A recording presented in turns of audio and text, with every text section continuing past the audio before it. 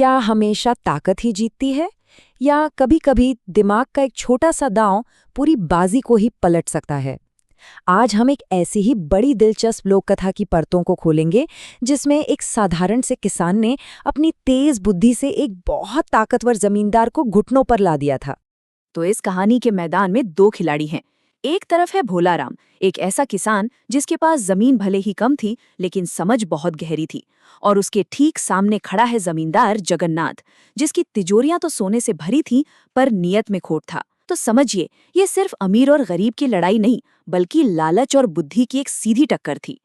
तो भोलाराम ने अपना पहला दाव कैसे खेला? उसने जमींदार की सबसे बड़ी कमजोरी यानी उसके लालच को ही अपना निशाना बनाया।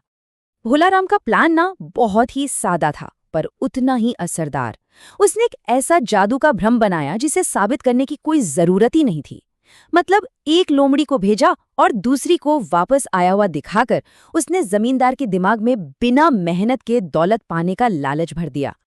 और बस जमींदार इस जाल में फंस ही गया। उसे वो लोमड़ी नहीं दिख रही थी, उसे तो बिना मेहनत की दौलत का एक आसान रास्ता दिख रहा था। उसका लालच उसकी अक्ल पर पूरी तरह से हावी हो चुका था। 1500 मुद्राएं, सोचिए जरा, एक मामूली सी लोमड़ी के लिए इतनी बड़ी रकम। ये कीमत उस जानवर की नहीं थी, ये कीमत थी जमींदार के अंधे लालच की। और भोलाराम ये बात बहुत अच्छे से जानता था। लेकिन देखिए, हकीकत जो है वो जादू से कहीं ज्यादा तेज दौड़ती है। लोमड़ी तो भाग गई जंगल में और अपने पीछे छोड़ गई एक आग बबूला जमींदार, जिसके दिल में अब सिर्फ और सिर्फ बदले की आग जल रही थी। तो अब भोलाराम पकड़ा जा चुका था, मौत सामने खड़ी थी। लेकिन कहते हैं ना, एक सच्चा खिलाड़ी वही है जो हारी हुई बाजी को भी जीत में बदलना जानता हो। जमींदार का गुस्सा अब क्रूरता में बदल गया था। उसने भोलाराम को कड़कड़ाती ठंड में रात भर जमने के लिए छोड़ दिया। मतलब एक ऐसी सजा जो मौत से किसी भी तरह कम नहीं थी। चारों तरफ घना अंधेरा और जमती हुई मौत। हर लिहाज से तो यही लग रहा था कि ये भोलाराम का अंत है, या फिर ये किसी नए नाटक की शुरुआत थी। यहीं पर भोलाराम ने अपनी सबसे बड़ी ताकत का इस्तेमाल किया, उसकी सोच। उसने अपनी सजा को ही एक तमाशा बना दिया। वो खंबे से ऐसे लिपट लिपट कर घूमने लगा मानो कोई कसरत कर रहा हो, और कड़ाके की ठंड में भी पसीना बहा रहा हो। जमींदार की तो आंखें फटी की फटी रह गईं, और भोलाराम ने तुरंत एक नई कहानी गढ़ दी कि जादू लोमड़ी में नहीं, बल्कि इसकी इस कमीज में है। एक ऐसी चमत्कारी कमीज जो सर्दी में गर्मी दे और गर्मी में ठंडक। और देखिए, इतिहास ने खुद को फिर दोहराया। जमींदार ने अपनी पिछली गलती से कोई सबक नहीं लिया था।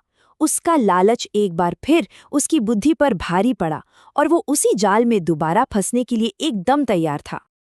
इस बार कीमत और भी ज्यादा थी, 2000 मुद्राएं।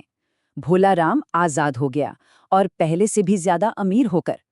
और जमींदार के हिस्से में सिर्फ एक मामूली कमीज और 2 गुनी बेवकूफी। अब खेल अपने आखिरी दौर में पहुंच चुका था। 2 बार धोखा खाने के बाद जमींदार का गुस्सा 7वें आसमान पर था, और भोलाराम को पता था कि अब उसे अपना सबसे बड़ा और आखिरी दाव चलना ही होगा। बार बार मिली हार ने जगन्नाथ के लालच को अब जानलेवा गुस्से में बदल दिया था। अब उसे पैसा नहीं, उसे भोलाराम की जान चाहिए थी। लेकिन भोलाराम के लिए ये बोरा कोई कैदखाना नहीं, बल्कि एक और स्टेज था अपना नाटक दिखाने के लिए। उसने मदद के लिए आवाज नहीं लगाई, बल्कि एक ऐसी झूठी कहानी के लिए आवाज लगाई जो सीधे रास्ते से गुजर रहे जमींदार के कुबड़े ससुर के दिल में उतर गई। वाह! उसने अपनी सजा को ही इलाज बताकर बेच दिया।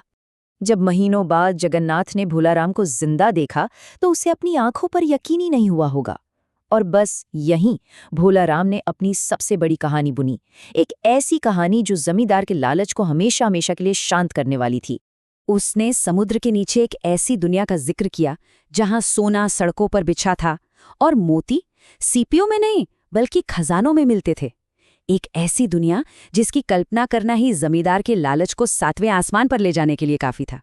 इस आखिरी चाल का पूरा राज इन 2 नावों में छिपा था। एक लकड़ी की मजबूत नाव जो हकीकत की तरह ठोस थी, और दूसरी मिट्टी की नाजुक नाव जो जमींदार के खोखले लालच की तरह थी। देखने में तो सुंदर, पर एक चोट भी सहने लायक नहीं। और फिर आया वो आखिरी निर्देश, सुनने में कितना सीधा और मासूम। समुद्र के राजा को बुलाना है तो अपनी नाव पर चप्पू से दस्तक दो। भोलाराम अच्छी तरह जानता था कि जमींदार की बेसब्री ही उसका सबसे बड़ा हथियार बनेगी। खजाने तक पहुंचने की जल्दी में जमींदार ने पूरी ताकत से अपनी नाव पर वार किया, और मिट्टी की नाव बिल्कुल उसके लालच की तरह ही एक पल में चकनाचूर हो गई। आखिरकार समुद्र ने उसे उसी खजाने के सपने के साथ निगल लिया जिसकी उसे इतनी तलाश थी। तो इस पूरी कहानी के बाद जब पानी शांत हो जाता है तो सतह पर कौन सी सच्चाई तैरती हुई नजर आती है? ये कहानी हमें एक बहुत जरूरी सबक सिखाती है। असली ताकत पैसे या पद में नहीं, बल्कि दूसरे की कमजोरियों को समझने में होती है। भोलाराम ने एक भी तरवार नहीं उठाई, उसने बस जमींदार के लालच को एक आईना दिखाया जिसमें डूबकर वो खुद ही खत्म हो गया। और अंत में ये एक सवाल हमारे लिए भी है, क्या भोलाराम न्याय का प्रतीक है या सिर्फ एक कामयाब धोखेबाज? जब किसी जालिम को हराने के लिए धोखा ही एकमात्र रास्ता बचे, तो क्या वो रास्ता सही हो जाता है? इसका जवाब शायद उतना सीधा नहीं है जितना हमें लगता है।